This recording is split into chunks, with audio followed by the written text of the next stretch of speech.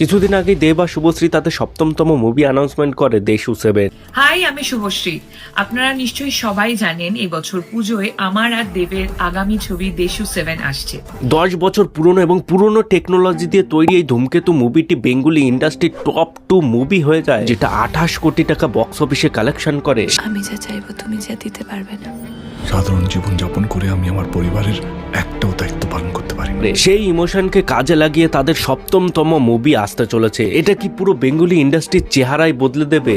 যেটা পুরো ডাউনফলের মুখে ছিল সেটাকে কি আবার প্রথমে নিয়ে আসবে? যে জুটিটা এখনো পর্যন্ত বেঙ্গলি ইন্ডাস্ট্রির টপ 20 মুভির মধ্যে তাদের মুভি 4টে জায়গায় আছে, মানে বক্স অফিস কালেকশনের দিক দিয়ে দেখতে গেলে টপ 20-র মধ্যে তাদের 4টে মুভি রয়েছে। যেই দেশু একসময় ইন্ডাস্ট্রি কাঁপিয়েছে সেই হিস্টোরি কি আবার রিপিট হতে চলেছে, নাকি এর পিছনে কোনো বিজনেস স্ট্র্যাটেজি রয়েছে? সবকিছু বিস্তারিতভাবে আলোচনা করা হবে আজকের এই ভিডিওতে, তাই ভিডিওটা শেষ অবধি দেখতে থাকো। কি অ্যানাউন্সমেন্ট হয়েছে এক্ষুনি? এটা কি ঘোষণা করেছে দেবদা? মাথাটা খারাপ করে দেবে রে দেবদা, মাথাটা পুরো খারাপ করে দেবে, পুরো খারাপ, মানে একটু আধটু খারাপ না, সম্পূর্ণটা খারাপ করে দেবে ভাই। আমার সাথে ফ্রেন্ডশিপ করবে? গানে গানে যদি আমার মনের কথা তোমার। তাদের জুটিটা শুরু হয় 2009 সাল থেকে চ্যালেঞ্জ মুভির মাধ্যমে, যেখানে দেব, শুভশ্রী এবং রাজ চক্রবর্তী তিনজনই ছিল এই মুভিতে। রাজ চক্রবর্তী ছিল ডিরেক্টর। সেই সময় মুভিটা বক্স অফিসে ব্লকবাস্টার হয়, 9.5 কোটি টাকা কালেকশন করে এবং এই সিনেমার মাধ্যমেই দেব অ্যাজ এ হিরো হিসাবে প্রতিষ্ঠিত হয়।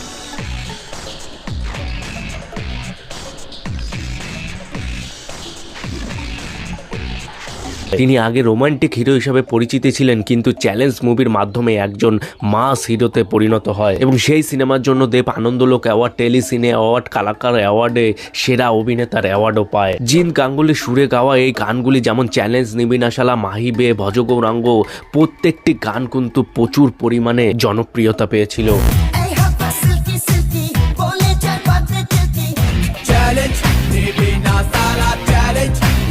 এই সিনেমার একটা ডায়লগ বা সিন এমনি, এটা কিন্তু এখনো পর্যন্ত রিলেভেন্ট রয়েছে।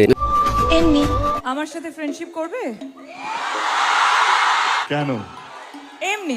যেখানে দেব তার ফেসবুক বা ইনস্টাগ্রাম পোস্টে বলো বা কোনো ইভেন্টে বলো, সমস্ত জায়গায় কিন্তু এই কোডটা ইউজ করা হয় এমনি। এরপরে সেই সালে রবি কিনাগির দ্বারা পরিচালিত পরাণ যায় জলিয়ারে মুভি আসে। এটা ছিল দেব আর শুভশ্রীর একসাথে দ্বিতীয় মুভি। এই মুভিটিও বক্স অফিসে ব্লকবাস্টার হয় 9.50 কোটি টাকা কালেকশন করে। এটি সেই সময় অন্যতম সর্বোচ্চ আয়কারী বাংলা সিনেমা ছিল এবং মুক্তির পর সিনেমাটি দীর্ঘদিন ধরেই হাউসফুল ছিল। এই সিনেমায় প্রমাণ করেছিল যে দেব আর শুভশ্রীর এই জুটি বাংলা সিনেমায় এক লম্বা সময় ধরে রাজত্ব করতে চলেছে। সিনেমার প্রত্যেকটি গান প্রচুর পরিমাণে চলেছিল, যেমন চোখের জলে, ঢাকের তালে।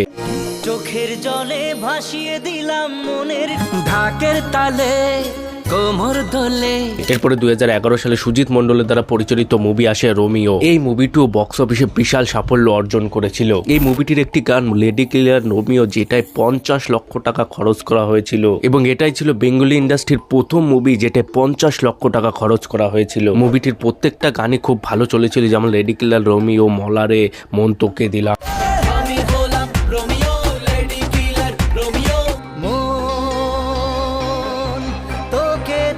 তারপরে 2012 সালে আসে খোকা বাবু মুভি। এই মুভিটিও বক্স অফিসে ব্লকবাস্টার হয়েছিল। এই সিনেমাটা এতটাই জনপ্রিয় হয়েছিল যে কলকাতা পুলিশ ট্রাফিক সচেতনতা বাড়াতে সিনেমার নাম ব্যবহার করেছিল। হেলমেট ছাড়া বাইক চালানো আটকাতে এবং বাচ্চাদের হেলমেট পরানোর সচেতনতা বাড়াতে পুলিশ সাইনবোর্ডে খোকা বাবু স্লোগান ব্যবহার করছিল। সিনেমাটি মুক্তির আগে মিউজিক এবং স্যাটেলাইট রাইট বিক্রি করে 3.5 কোটি টাকা আয় করে ফেলেছিল। সব মিলিয়ে এটি বক্স অফিসে একটি সফল সিনেমা হিসেবে গণ্য করা হয়। এরপরে 2013 সালে আসে খোকা 420। এই সিনেমাটা বক্স অফিসে 100 দিন ধরে একটানা চলেছিল এবং সিনেমাটি বক্স অফিসে ব্লকবাস্টার হয়। মুভিটির গান mad I am mad, solid case খেয়েছি, বিন তেরে তেরে বিন, গভীর জলের ফিশ এবং প্রত্যেকটা গান কিন্তু প্রচুর পরিমাণে প্রশংসা পায় এবং ভাইরালও হয়।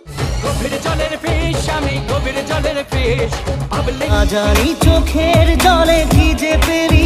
এরপরেই তাদের সব থেকে বিতর্কিত ফিল্ম আসে ধূমকেতু, যেটা 2016 সালে রিলিজ হওয়ার কথা ছিল, কিন্তু দীর্ঘ 9 বছর পর 2025-এ 14ই আগস্ট এটাকে রিলিজ করা হয়। এটি 2025 সালে সর্বোচ্চ আয়কারী বাংলা সিনেমা এবং সর্বকালের দ্বিতীয় সর্বোচ্চ আয়কারী বাংলা সিনেমা হিসাবে রেকর্ড করে। বক্স অফিসে 28 কোটি টাকা আয় করে দেবের খাদান মুভির রেকর্ডও ভেঙে দেয়। মুক্তির প্রথম দিনেই এটি 2.18 কোটি টাকা কালেকশন করে, যা বাংলা সিনেমার ইতিহাসে এটি সর্বোচ্চ সর্বোচ্চ ওপেনিং ডে কালেকশন। মাত্র 2 দিনেই 5 কোটি টাকা এবং 4 দিনেই 10 কোটি টাকা আয়ের ক্লাবে প্রবেশ করে, যা বাংলা সিনেমার ইতিহাসে সবচেয়ে দ্রুততম বক্স অফিস কালেকশনের ইতিহাস গড়ে। কৌশিক গাঙ্গুলির নিজেরই 2001 সালের টেলিফিল্ম উল্কা থেকে মুভিটি নেওয়া হয়েছে। মুভিটির প্রথমে নাম রাখা হয়েছিল উল্কা পতন, কিন্তু দেবের অনুরোধে এই মুভিটির নাম পরিবর্তন করে ধূমকেতু রাখা হয়। 4 থেকে 6 কোটি টাকা বাজেটের মুভি বক্স অফিসে 28 কোটি টাকা কালেকশন করে ওয়াল টাইম ব্লকবাস্টারের খিতাব পায় এবং তারপর থেকে শুরু হয় এই জুটির আরেকটা নতুন যাত্রা। তার জন্য তারা তাদের সমস্ত পাস্ট ভুলে কিছুদিন আগেই দেশু 7 অ্যানাউন্সমেন্ট করে দেয়, যেখানে তাদের এত দ্বন্দ্ব, এত কন্ট্রোভার্সি সবকিছু এড়িয়ে এই বেঙ্গলি ইন্ডাস্ট্রির জন্য